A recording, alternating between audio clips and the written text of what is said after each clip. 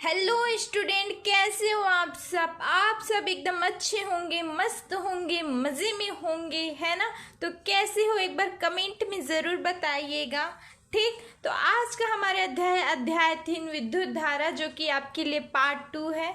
हमने पार्ट 1 बना रखा है, आप जाकर हमारे चैनल पर देख लीजिए। ठीक, जब तक आप पार्ट 1 नहीं देखोगे पार्ट 2 क्लियर नहीं होने वाला है। ठीक है ना। तो बहुत अच्छे से समझा दे, ये चुटकियों में एकदम समझ जाओगे। हालांकि ये थोड़ा डिफरेंट है ना, डिफरेंट है, बट उसको भी देख लेना। ठीक, हाँ। तो बच्चों ये हमारा नया चैनल है, तो प्लीज़ आप सपोर्ट करना। ठीक है ना। तो इसी के साथ क्लास को स्टार्ट करते हैं, आपके माइंड में एकदम चुटकियों में सॉल्व हो जाएगा। तो ठीक, तो आज का हमारा टॉपिक है विद्युत सेल। विद्युत सेल क्या है? हम पूछे आपको विद्युत सेल क्या है, तो आपको यहाँ पास देखना है। ठीक, यहाँ पास नहीं, यहीं पास देख लो। देखिए, एक रासायनिक ऊर्जा होता है। ठीक है, रासायनिक ऊर्जा को, है ना, विद्युत ऊर्जा में, जो रासायनिक ऊर्जा का जो इलेक्ट्रॉन है ना, वो विद्युत ऊर्जा में चला जाता है। ठीक, तो देखते हैं ना, रासायनिक ऊर्जा को विद्युत ऊर्जा में परिवर्तित करने पर आवेश का प्रवाह होता है। इसका आवेश जो है इसमें चला जाता है, इसका जो आवेश है इसमें चला जाता है। ठीक है ना। रासायनिक ऊर्जा को विद्युत ऊर्जा में जब हम क्या करते हैं, परिवर्तित करते हैं, ठीक है, रूपांतरित करते हैं, इसको इसके मतलब कि इसमें ढाल देते हैं। ठीक, तो क्या होता है ना, इस पर जो आवेश है ना, आवेश जो प्रवाह है या धारा का जो प्रवाह है निरंतर बनाए रखती है, ऐसे ऐसे ऐसे ऐसे बनती ही रहती। इसका जो इलेक्ट्रॉन चला गया इसमें, है ना, तो ऐसे ऐसे ऐसे ऐसे धारा इसमें बहती रहेगी, अर्थात कि इलेक्ट्रॉन भी ऐसे जाते रहेगा। ठीक, तो वही बोला गया है, जब रासायनिक ऊर्जा को विद्युत ऊर्जा में परिवर्तित करने पर आवेश का जो प्रवाह है ना, ये आवेश का जो प्रवाह या धारा भी हो सकता है या आवेश भी हो सकते हैं, को निरंतर बनाए रखती है। इससे जब मतलब कि यहाँ परिवर्तित होगी तो इसका इलेक्ट्रॉन इसमें आ जाएगा ना, जब ये विद्युत ऊर्जा कब किसी में परिवर्तित होगी तो उसका इलेक्ट्रॉन उसमें चला जाएगा, ऐसे होता रहता है। तो ठीक है, तो विद्युत सेल ऊर्जा का स्रोत है ना, किसका स्रोत है पूछेगा तो आपको ज्ञात रखना है किसका, ऊर्जा का स्रोत है। तो ठीक है, विद्युत सेल 2 प्रकार के होते हैं, है ना, ये पूछा जाता है अक्सर, तो इस बात का आपको ध्यान रखना है। तो फर्स्ट होता है प्राथमिक सेल एंड दूसरा होता है द्वितीयक सेल। तो हम पढ़ेंगे प्राथमिक सेल क्या है। तो देखते हैं, वे सेल जो सीधे ही रासायनिक ऊर्जा को विद्युत ऊर्जा में परिवर्तित कर देते, एकदम डायरेक्ट, एकदम सीधे, है ना, रासायनिक ऊर्जा को किसमें, विद्युत ऊर्जा में परिवर्तित कर देते हैं। ठीक, ये कौन से प्रकार का सेल है? मान लिया जाए यहाँ पे देखना। ठीक, हमने क्या लिया बच्चों, एक क्या लिया, एक देखो, एक हमने क्या लिया, एक सेल लिया। ठीक, अब इस सेल को हमने क्या किया, उपयोग किया। उपयोग करने के बाद इस सेल की बैटरी तो एकदम चली गई भाई, है ना, इस सेल की बैटरी हो गई, चली गई। तो इस सेल को हम बार बार आवेशित नहीं कर सकते, एक ही बार यूज कर सकते हैं, इस सेल को बार बार यूज नहीं कर सकते हैं। ठीक, यही बताया गया है। उपयोग करने के बाद यदि इस सेल की जो मतलब कि ये गय हो गया है ना, उपयोग होने के बाद ये पुनः उपयोग नहीं हो सकता है ये सेल। जैसे आप देखते हो, है ना, जैसे देखते हो आप, घड़ी का सेल हो गया, है ना, रिमोट का सेल हो गया, तो ऐसे प्रकार के। और हम देखते हैं ना, हम देखते हैं क्या, जब भी हम विज्ञान का जो भी मॉडल वगैरह बनाते हैं, ठीक है ना, तो हम क्या 20-30 रुपये का जो सेल ले लेते हैं, 20-30 रुपये का सेल ले लेते हैं, उसी को फंसा देते। जब एक बार जब ये मतलब कि ये सेल खत्म हो जाता है तो विज्ञान का मॉडल भी कुछ काम नहीं करता, उसमें दूसरा सेल डालना पड़ता है। वैसे ही बताया गया है ना, तो वही बोला गया है ना, इसे सीधे ही रासायनिक ऊर्जा को, है ना, विद्युत ऊर्जा में परिवर्तित कर देते, एकदम डायरेक्ट, इसे पुनः आवेशित नहीं किया जा सकता। वही बताया, चार्ज करके दोबारा उपयोग नहीं किया जा सकता है। बट ये वाला क्या होता है, जैसे, है ना, इसको देख लेना है। जैसे शुष्क सेल, शुष्क अर्थात कि बहुत शुष्क है, उसे कहाँ से यूज करेंगे, है ना, लेखलांसी सेल आदि। ठीक, अब देखते हैं द्वितीयक सेल। देखो मेरा पसीना टपक रहा है ना, तो वीडियो को एक लाइक कर देना बच्चों, इसी पसीने के मेहनत से। तो वे सेल जिन्हें बार बार आवेशित किया जा सकता है, अर्थात कि जैसे आपने देखा होगा ना, क्या देखा होगा, टॉर्च वगैरह देखा होगा। ठीक, टॉर्च में हम क्या करते हैं, बार बार क्या करते हैं, चार्ज करते हैं ना, वहाँ पे जो सेल होता है, तो उसी को बताया गया है वे सेल जिन्हें बार बार आवेशित किया जा सके। लेकिन उस टॉर्च को यहाँ पास नहीं लिखना है उदाहरण में, है ना कि ये मतलब कि हमने इसमें क्या बताया, रिमोट वगैरह को नहीं लिखना है, जैसे उदाहरण बताए गए उसी को लिखना है ना, जैसे शीशा संचालक सेल। ठीक, अब देखते हैं इसी सेल में विद्युत वाहक बल क्या है। ठीक है ना, तो विद्युत वाहक बल क्या है तो हम जानते हैं, तो समझ जाओ एक आवेश है, आवेश अर्थात कि इलेक्ट्रॉन्स है। ठीक है, इस इलेक्ट्रॉन्स को, है ना, इस इलेक्ट्रॉन को किसी सेल द्वारा दी गई ऊर्जा, है ना, सेल द्वारा जब देंगे, इसे ऊर्जा देंगे, सेल द्वारा ऊर्जा देंगे, है ना, तब ये क्या करेंगी, संपूर्ण परिपथ में क्या हो जाएगी, प्रवाहित हो जाएगी। अर्थात कि ये जो इलेक्ट्रॉन है वो संपूर्ण परिपथ में ऐसे प्रवाहित हो जाएगी। क्लियर, हमने क्या कहा, एकांत एक आवेश है ना, आवेश अर्थात कि इलेक्ट्रॉन है ना, जो संपूर्ण परिपथ में प्रवाहित करने पर ये सेल द्वारा दी गई ऊर्जा को ही क्या कहते हैं, सेल का विद्युत वाहक बल, उसी को लिखा है। ठीक, एकांत आवेश को संपूर्ण परिपथ में प्रवाहित करने के लिए सेल द्वारा दी गई ऊर्जा सेल का विद्युत वाहक बल कहलाती है। इसे ई से डिनोट करते हैं, ऐसे ई से डिनोट करते हैं। ठीक, क्लियर। तो क्या होता है, इसका जो फॉर्मूला होता है, H = W/Q। W अर्थात की कार्य, ऊर्जा ले लो या कार्य ले लो। ठीक है, क्यों अर्थात कि इलेक्ट्रॉन हुए ना, तो इलेक्ट्रॉन, कूलाम है ना, आवेश, विद्युत आवेश यार। हाँ, तो इसका मात्रक क्या होता है, जूल प्रति कूलाम या वोल्ट। जूल क्यों हुआ, क्योंकि कार्य का जो मात्रक होता है वो जूल होता है। ठीक, और जो बोलते हैं ना विद्युत आवेश का जो मात्रक होता है कूलाम होता है। या फिर आप किसको ले लो, या वोल्ट को भी ले सकते हो भाई। ठीक, तो नेक्स्ट टॉपिक देखते हैं, इतना क्लियर हुआ होगा आई होप। ठीक, तो देखते हैं टर्मिनल विभवांतर क्या होता है। बिल्कुल इसी की तरह है, इसी की ही तरह है। हमने क्या कहा, तो देखो इस वाले डायग्राम को देखना, उधर इधर को देखने की कोई ज़रूरत नहीं, ये डायग्राम देखना। एक परिपथ है, क्या है, ये दिख रहा है ना, यहाँ से यहाँ ये डिब्बी वाली संरचना, यहाँ से ये क्या है, यहाँ पे लिख देते हैं, आपको कठिनाई नहीं होगी, परिपथ। ठीक, हमने क्या कहा, एक परिपथ है, एक परिपथ है जिसमें क्या है, दो बिंदु, कितने, दो दिख रहा है ना आपको, ए है ना और बी, दो बिंदु। ठीक, दो बिंदु है, जब इसी मान लो बी बिंदु में जब आवेश को प्रवाह करते हैं ना, प्लस क्यू आवेश क्या करते हैं, इसमें प्रवाहित करते हैं। ठीक, प्रवाहित करने पर जो किए गए कार्य होता है ना, इस बिंदु से यहाँ तक आवेश के प्रवाह तक जाने में ये W कार्य करता है ना, इन दोनों के जो बीच को टर्मिनल विभवांतर कहते हैं। फिर से एक बार समझो, है ना, ये जो किसी परिपथ में दो बिंदुओं के जो बीच एकांक आवेश को जब प्रवाहित करने पर, यहाँ से यहाँ तक लाने पर जो किए गए कार्य है, ठीक, किए गए जो W कार्य है, इन बिंदुओं के बीच को क्या कहते हैं, टर्मिनल विभवांतर। इसी किए गए कार्य को ही टर्मिनल विभवांतर कहते हैं।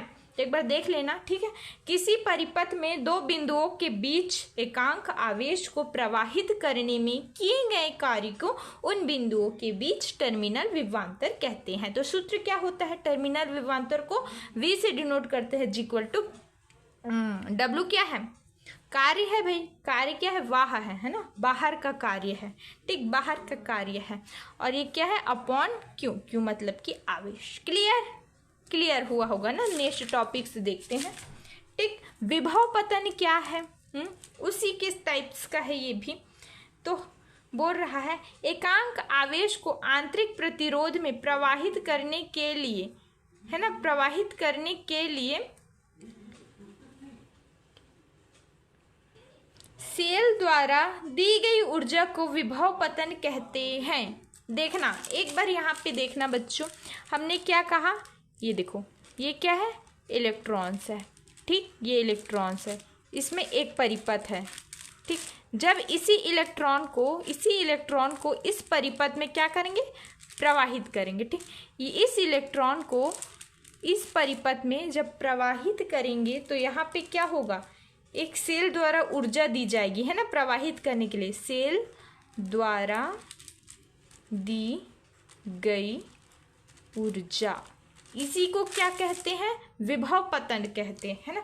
एकांक आवेश को आंतरिक प्रतिरोध में, है ना, ये जो प्रतिरोध है वो क्या है, आंतरिक है, अंदर, ठीक है, तो क्या है, आंतरिक प्रतिरोध है, ठीक है। हाँ, तो आंतरिक परिपथ में प्रवाहित करने के लिए सेल द्वारा दी गई ऊर्जा को विभव पतन कहते हैं, ठीक। इसे V डैश से डिनोट करते हैं, डैश याद रखना, डैश से डिनोट करते हैं, ठीक है। तो V dash equal to W क्या है, आंतरिक, है ना, कार्य क्या है, आंतरिक है भैया, है ना, क्योंकि ये आंतरिक वाला है, ये देखो, अपॉन Q, Q क्या है, एक आवेश है ना, इलेक्ट्रॉन्स है, ठीक। तो इसका मात्रक क्या होगा, जूल प्रति कूलाम या वोल्ट, बिल्कुल बिल्कुल किसकी तरह है, ये टर्मिनल विभवांतर की तरह है। तो नेक्स्ट टॉपिक से देखते हैं, अब दोनों को एकदम मिला देते हैं भाई, मिला देते हैं। तो सेल के टर्मिनल विभवांतर विद्युत वाहक बल तथा आंतरिक प्रतिरोध में संबंध ये आता है भाई। टर्मिनल विभवांतर हमने पढ़ा था, क्या पढ़ा था, जब किसी परिपथ में दो बिंदुओं में, है ना, दो बिंदुओं में जब किसी मतलब कि आवेश को प्रवाह करते हैं तो एक बिंदु से दूसरे बिंदु पर जाने में जो कार्य लगती है उसे क्या बोलते हैं, टर्मिनल विभवांतर। विद्युत वाहक बल क्या है ना, एकांक आवेश को परिपथ में प्रवाहित करने के लिए सेल द्वारा दी गई ऊर्जा को विद्युत वाहक बल कहते हैं। आंतरिक प्रतिरोध क्या है, बिल्कुल ऐसा ही है लेकिन आंतरिक है ना। तो एकांक आवेश को आंतरिक प्रतिरोध में प्रवाहित करने के लिए सेल द्वारा दी गई ऊर्जा को आंतरिक प्रतिरोध कहते हैं। ये हमने पढ़ाया है, अभी पढ़ाया है, ठीक।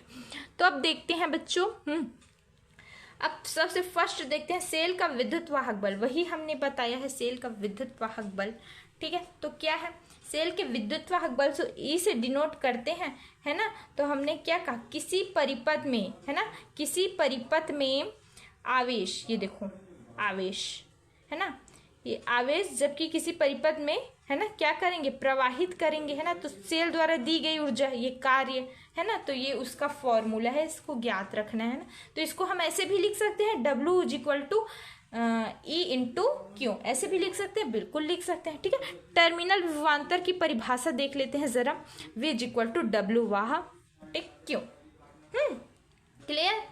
इसको ऐसे भी लिख सकते हैं, इसका जो सूत्र है ना, W वाह equal to V into Q, ये समीकरण 2 ले लिया भाई, है ना। तो विभव पतन की परिभाषा देखते हैं आपसे, उसी से, है ना, उसी से क्या विभव पतन की परिभाषा क्या होती है, तो ये होती है, इसको ऐसे भी लिख सकते हैं, W आंतरिक, है ना, equal to V into Q, ये क्या हो गया, तीसरा समीकरण हो गया। अब ऊर्जा संरक्षण के नियम से, ठीक है ना, तो अब तीनों को मतलब कि दोनों को एकदम जोड़ देते हैं, वाह और आंतरिक, ठीक है। तो W इक्वल टू W वाह प्लस W आंतरिक, है ना, उसका मान क्या कर देंगे, पुट कर देंगे। तो E into Q equal to V into Q plus V dash into Q, ठीक, गुड।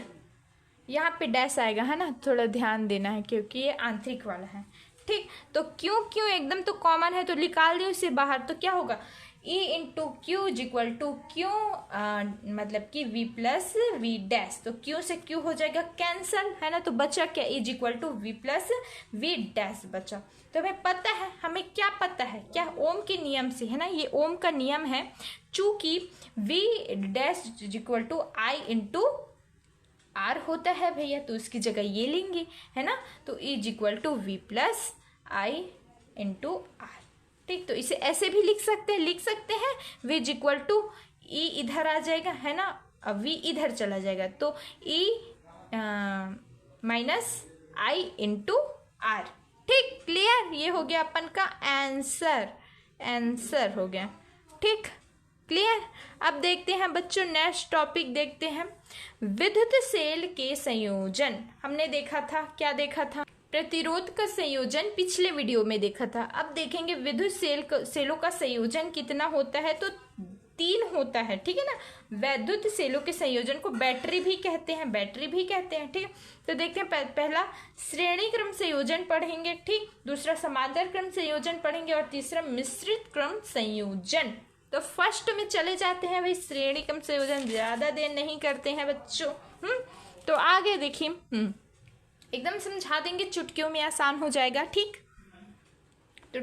तो हम क्या लेते हैं, एक परिपथ लेते हैं, ठीक। एक परिपथ में क्या बह रही है, धारा बह रही है, धारा समांतर रूप से सभी तरफ से बह रही है, ठीक है ना। इसका विद्युत वाहक जो बल है वो क्या है, ई है, ठीक है ना। मतलब कि ये क्या है, ये वाला पार्ट क्या है, ये आंतरिक प्रतिरोध है, ठीक। आंतरिक प्रतिरोध आर से डिनोट करते हैं, ठीक है ना। हाँ, तो देखना यहाँ पे क्या है, विद्युत वाहक बल समांतर रूप से तीनों में है, ठीक है ना। और एक क्या है, प्रतिरोध है, प्रतिरोध है, ठीक। तो वही लिखा है, माना एन से श्रेणी क्रम में जुड़े हैं, है ना। एन जुड़े हुए हैं श्रेणी क्रम में एन से। प्रत्येक सेल का विद्युत वाहक बल ई है, हमने बताया, तथा आंतरिक प्रतिरोध आर है, ठीक। हाँ, ये वाला, ये कुल आंतरिक प्रतिरोध है और ये आंतरिक प्रतिरोध है, ठीक। तो देखते हैं इसी में क्या देखते हैं, विद्युत वाहक बल हमने बताया ई है ना। तो हम क्या ले लेंगे, एन श्रेणी से जुड़ा है तो एन ई लेंगे भैया, है ना। आंतरिक प्रतिरोध क्या लेंगे, एन आर लेंगे, एन श्रेणी से जुड़ा है, ठीक है। तो परिपथ का कुल प्रतिरोध ये हो जाएगा, है ना, क्योंकि ये भी प्रतिरोध है, ये भी प्रतिरोध है, तो कुल प्रतिरोध क्या हो जाएगा, कोष्टक एन आर प्लस आर, ठीक, फिर कोष्टक बंद। तो परिपथ में प्रवाहित कुल विद्युत धारा, परिपथ में समान रूप से प्रवाहित धारा हो रही है, तो इक्वल टू कुल विद्युत वाहक बल अपॉन कुल प्रतिरोध। तो विद्युत वाहक बल क्या है, एन ई है ना, अपॉन क्या है, एन आर प्लस आर, ठीक। क्या है, कुल प्रतिरोध हमने यहाँ पे निकाला है बच्चों, ये देखो कुल प्रतिरोध, है ना। तो लिख दे, इसे क्या मान लिया, इसे क्या मान लिया, समीकरण 1। तो हम देखते हैं केस नंबर 1 देखते हैं, है ना। यदि जब एन आर जो है वो क्या है, आर से बहुत ही छोटा है, हमने कहा एन आर से आर बहुत बड़ा है, ठीक है ना, बहुत बहुत बहुत ज़्यादा ये बड़ा है, आर बड़ा है, एन आर छोटा है। तो समीकरण 1 में क्या होगा, इसी में आर को लिखेंगे, ये छोटा वाला को थोड़ी लिखेंगे, है ना, कोई छोटा वाला को क्यों लेगा, है ना। आप ही सोच लो, यदि आपके पास ये बड़ा वाला पेन है तो आप इत्तू से पेन का क्या करोगे, है ना, आपका तो हाथ दर्द करने लग जाएगा। वैसे ही यहाँ पे क्या लिया, बड़ा वाला को वैल्यू दिया हुआ है, ठीक। तो यदि तो क्या हो जाएगा, H equal to N E upon R हो जाएगा, बड़े वाले को वैल्यू दिया है, ठीक। और यदि देखा जाए, यदि एन आर बड़ा हो आर से, यदि ये बड़ा हो, अब ये बड़ा होगा, अब ये छोटा होगा, तो क्या होगा, बिल्कुल वैसे ही होगा, है ना। मान को यहाँ पर पुट बस करना है, तो I equal to N E upon N R हो जाएगा, ठीक। यदि सेलों को श्रेणी क्रम में जोड़ा जाए तो अधिक धारा प्राप्त की जा सकती है, ये क्या करना है, आपको नोट करना है, ठीक है ना, नोट करना है।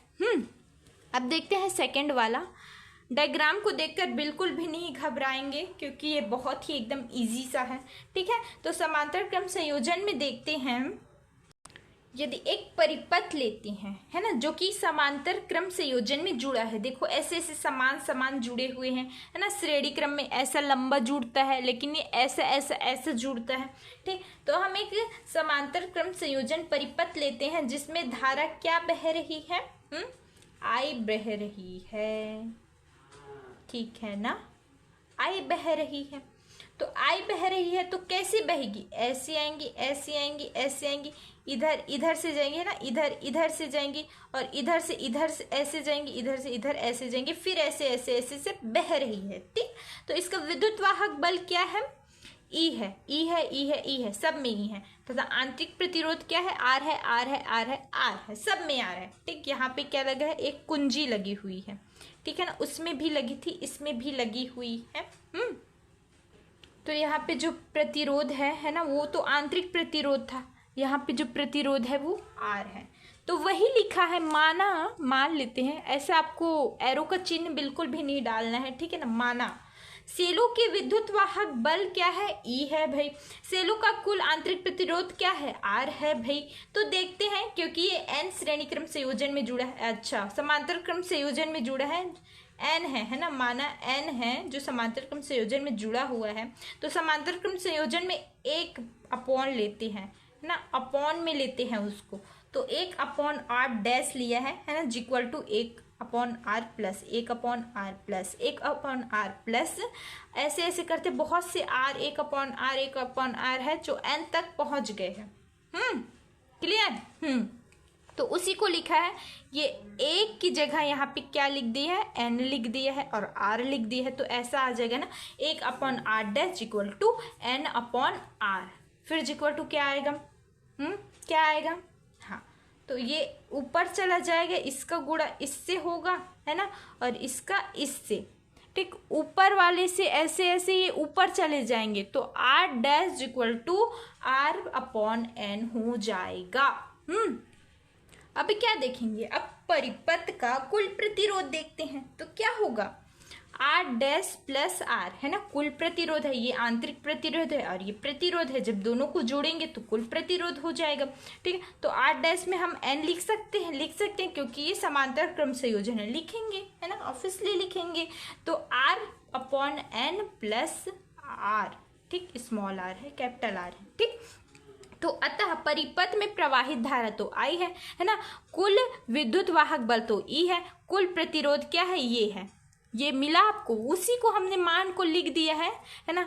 तो वही लिखा है, I equal to E upon कोष्टक में R upon N plus R कोष्टक बंद। ठीक, तो अब केस एक देखते हैं, यदि ये बड़ा हो तो, हमने पहले भी कहा है ना, यदि ये आर बड़ा हो तो और ये छोटा हो तो क्या होगा? उसकी जगह ये आ जाएगा, उसकी जगह ये आ जाएगा, और क्या आ सकता है? बिल्कुल आ सकता है। तो I equal to E upon R, है ना, एक सेल से प्राप्त धारा है, ये एक सेल से प्राप्त धारा है, इसको याद रखना, हमको ये मान मिल गया है ना, एक सेल से प्राप्त धारा। तो अतः संयोजन व्यर्थ है, ये संयोजन एकदम व्यर्थ है, बिल्कुल काम नहीं आया है। तो हम देखते हैं केस 2 में, क्या पता वो वाला संयोजन एकदम मस्त हो, है ना। तो वही देखा जाता है, इसको बड़ा माना जाता है और इस कैपिटल आर को छोटा मान जाता है। ठीक है, तो आर अपॉन एन को बड़ा माना जाता है। तो क्या होगा? तो ऐसा हो जाएगा, है ना, मतलब कि इसके सर्वांग सम ये हो जाएंगे, है ना, R upon N plus R के सर्वांग सम आर अपॉन एन हो जाएंगे। तो क्या होगा? मान को यहाँ पे पुट कर देंगे, है ना। तो I equal to E upon R upon N. ठीक, हुआ होगा। तो देखिए यहाँ पे थोड़ा सा यही वो हमने क्या कहा, अल्दी बल्दी कर दिया, है ना, थोड़ा सा इधर टेढ़ा मेढ़ा कर दिया मान को। तो एन को यहाँ पास ले जाएंगे, है ना, तो ई अपॉन आर हो जाएगा, है ना, ये ऐसे हो जाएगा, ये देखो हो गया। तो ई अपॉन आर हमने कहाँ निकाला था? एक सेल से प्राप्त धारा के लिए निकाला था, ई अपॉन आर। आपको विश्वास नहीं होता तो देखिए, ई अपॉन आर निकाला था, एक सेल से प्राप्त धारा, यहाँ पे स्मॉल कैपिटल आर है और यहाँ पे क्या था? Small R. तो इधर में इतना ज़्यादा फर्क नहीं देखते हैं, है ना, एक सेल से प्राप्त धारा निकल गया। अतः यह संयोजन लाभदायक है। पता नहीं भाई कैसा लाभदायक है, पर है बोल रहा है, तो हमें भी इसका विश्वास का लेना चाहिए, है ना।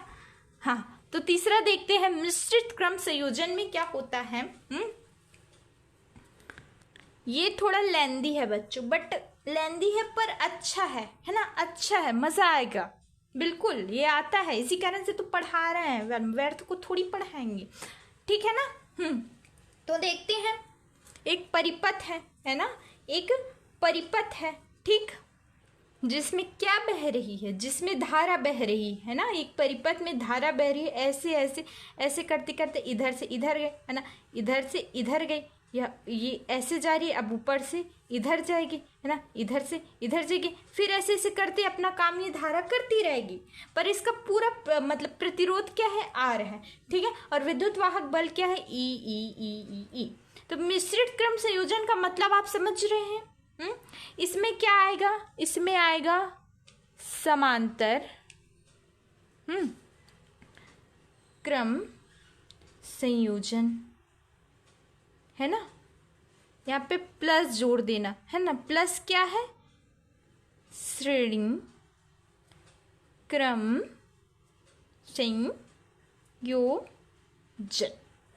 यहाँ पे समांतर क्रम संयोजन भी मिलेगा और श्रेणी क्रम संयोजन भी मिलेगा। वो कैसे मैम, वो कैसे मिला, तो देख लो बच्चों, है ना। ये क्या है, ऐसे ऐसे एक के ऊपर एक ऐसे रखे हुए हैं, देखो देखो देखो, ये क्या है, ये समांतर क्रम संयोजन है। बट क्या श्रेणी क्रम संयोजन में ऐसे होता है, ऐसे ऐसे ऐसे रखे रहते हैं ना।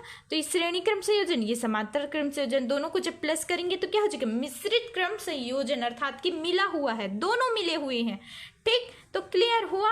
इसमें एक कुंजी लगा देते हैं, है ना, कुंजी लगा दी तो वही बात लिखा गया है। और यहाँ से यहाँ तक की जो इनका जो बीच की दूरी है n है ना, n है, मान लो ये n परिपथ है, ठीक। तो देखते हैं, माना सेल का विद्युत वाहक बल क्या है, NE है, क्योंकि ये n परिपथ में रखा हुआ है ना। हाँ, तथा एक पंक्ति में सेलों का आंतरिक प्रतिरोध क्या है, R plus R plus R, R plus R plus R plus, ऐसे करते करते n पदों तक है, क्योंकि ये n परिपथ में रखा हुआ है, ठीक। इतना क्लियर हुआ। हुआ होगा, है ना, हुआ होगा। नहीं हुआ होगा तो एक बार वीडियो पीछे करके देखना, एकदम क्लियर हो जाएगा आप लोगों को, कोई दिक्कत नहीं है, कोई दिक्कत नहीं है, है ना। तो अतः m पंक्तियों में लगे सेलों का कुल आंतरिक प्रतिरोध, कुल, है ना, कुल क्या है, R है भैया, ठीक, R है। क्या करेंगे, तो क्या करेंगे, 1/r डैश, है ना, equal to L 1/nr plus 1/nr plus 1/nr plus 1/nr plus, ऐसे बहुत से जाएंगे, कितने पदों तक, m पंक्ति बोला है तो m पदों तक खींच जाएंगे, ठीक। यहाँ पे हमने समांतर क्रम संयोजन भी 1/r डैश ऐसे लिया था, है ना, डैश वाला लिया था, इसमें भी डैश आएंगे। तो देख के बिल्कुल भी नहीं घबराना है, थोड़ा सा लेंदी है बच्चों, बट ठीक है ना, इम्पोर्टेंट है तो करके ही जाना है, बिल्कुल नहीं छोड़ना है किसी भी टॉपिक को। देखो हमारे साथ क्या होता है पता है, देखना हमारे साथ क्या होता है, ये देखो, ये है, हम सोचेंगे ये वाला जो टॉपिक है ना ये इम्पॉर्टेंट नहीं है, बट जब हम परीक्षा हॉल में जब बैठते हैं तो यही टॉपिक हमारे लिए क्या हो जाता है, एकदम इम्पॉर्टेंट। अचानक से यही वाला आ जाता है जो हम करके नहीं जाते। तो किसी भी टॉपिक को हमें छोड़ना नहीं है, सबको रट डालना है ना, याद कर डालना है, प्रैक्टिस करके जाना है, तभी तो हम एकदम टॉपर बन पाएंगे। क्लियर। हाँ, तो वही बोला गया है m पदों तक, तो m को यहाँ ले लेते हैं ऊपर में, सभी तो कॉमन है, ठीक है। तो क्या हो जाएगा, क्या हो जाएगा, 1/r equal to m/nr। Clear. और ये क्या होगा, ऊपर ऊपर चला जाएगा ना, देखिए यहाँ पर ऐसे बना देते हैं, आप कंफ्यूजन मत होना, बट आपको ऐसे नहीं बनाना है ना, ये क्या होगा, ये ऊपर चला जाएगा, है ना, इक्वल टू nr/m। क्लियर। तो अतः परिपथ का कुल प्रतिरोध तो हमें पता है ना, आंतरिक प्रतिरोध और प्रतिरोध को जोड़ देंगे तो क्या हो जाएगा, कुल प्रतिरोध हो जाएगा। तो R plus big small, capital small plus small r dash, ठीक। तो स्मॉल r डैश का मान हमें यहाँ पे निकाला है, तो उसी को मान को पुटिंग कर देंगे, ये इसका मान है और ये इसका मान है, लिख दिया है, ठीक। तो क्या होगा, nr/m प्लस r, ठीक हो गया। अब देखते हैं, फॉर्मूला लग जाएगा, ये क्या है, फॉर्मूला है ना, ये सूत्र है, इसको हमेशा ज्ञात रखना है, ठीक। तो सूत्र क्या है, परिपथ में प्रवाहित धारा तो I है, कुल विद्युत वाहक बल तो NE है, कुल प्रतिरोध हमने अभी अभी निकाला है, उसी का मान हम लिख दिए हैं ना। इसको क्या मान लिया, समीकरण 1 मान लिया भाई, है ना, समीकरण क्या मान लिया, 1 माना। तो अब देखते हैं अब क्या होगा। तो देखो यहाँ पे क्या होगा, एच इक्वल टू, है ना, तो m ऊपर चला जाएगा, m r हो जाएगा, और r तो r ही रहेगा भैया क्योंकि ये नीचे वाला पार्ट है। ठीक, तो m r हो जाएगा, सब एकदम कॉमन से है, ये देखो ये भी कॉमन है, ये m ऊपर चला जाएगा तो m r हो जाएगा प्लस में, है ना, और नीचे वाला तो जो बोलते हैं अपॉन में m तो रहेगा ही रहेगा। ठीक, तो क्या होगा फिर क्या होगा, ऊपर वाले का गुणा नीचे वाले से होगा, बिल्कुल होगा, और इसका गुणा इससे होगा, तो यहाँ पे कुछ नहीं है, मतलब एक है। ठीक, इस ऊपर वाले का गुणा हमेशा नीचे वाले से होता है, ये बात आपको याद रखना है। ठीक, तो as equal to M N A upon N R plus M R हुआ। तो भी इसके न्यूनतम मान देखते हैं, ठीक है ना, न्यूनतम मान के लिए देखते हैं तो क्या होगा। तो क्या होगा, तो हमने एक सूत्र पढ़ा था, किसमें, 10th में पढ़ा था, है ना, 11th में पढ़ा था, तो हमें पता है ना, ये सूत्र से हम इसको बनाएंगे। तो A B square equal to A square plus B square minus 2ab, इतना याद है ना आपको, ए का स्क्वायर किया उसके बाद बी का स्क्वायर किया, फिर दोनों को एक साथ ले लिया ना, 2ab ले लिया, माइनस में लिया उसको।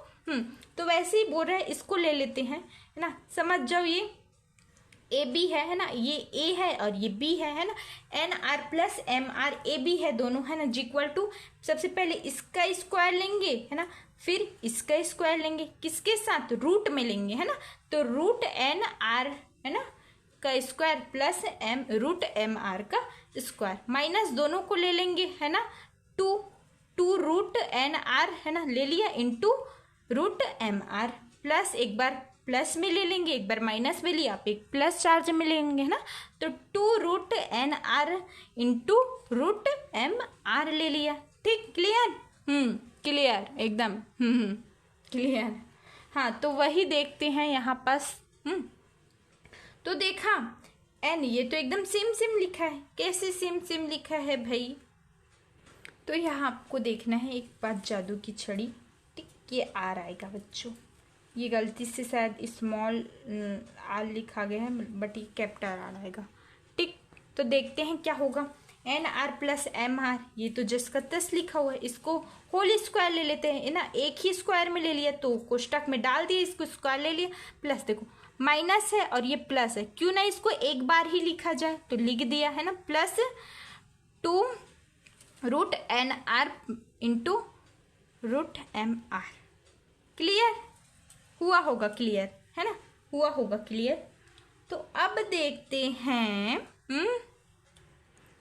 N R plus M R के न्यूनतम मान के लिए, अब यहाँ पे स्क्वायर है तो इसको 2 बार लिख देंगे, है ना, इसको हमने 2 बार लिख लिया कोष्टक से हटा के। ठीक, तो यहाँ पे क्या था, माइनस था और यहाँ पे प्लस था, माइनस प्लस क्या होंगे, कट गए, और इसका एक बार तो बचा है ना, क्योंकि ये 2 बार है तो उसी एक बार को लिख लिया, तो चूंकि यहाँ पे माइनस है तो 0 ले लिया भाई, 0 ले लिया, तो ठीक है, तो ये 0 ले लिया, तो इसका पक्षांतर करेंगे, है ना, पक्षांतर, अरे यार 0 क्यों लिया है, नहीं लेंगे 0। हाँ, तो ये हो जाएगा, ये बस बच्चा, इसके बराबर में 0 ले लेते हैं। ठीक है, तो जब इसका मतलब इधर से इधर ऐसे ऐसे जाएंगे, है ना, तो रूट में एन आर इक्वल टू, दोनों एक दूसरे के बराबर हो जाएंगे, रूट में एम आर, जब इसका वर्ग करेंगे, है ना, तो देखते हैं, है ना, हाँ, तो रूट एन आर का स्क्वायर, है ना, equal to root M R का स्क्वायर। ठीक, तो हमें प्रूफ क्या करना था, न्यूनतम मान प्रूफ करना था, तो रूट से हटाएंगे तो कोष्टक भी हट जाएगा, तो क्या होगा, N R equal to M are.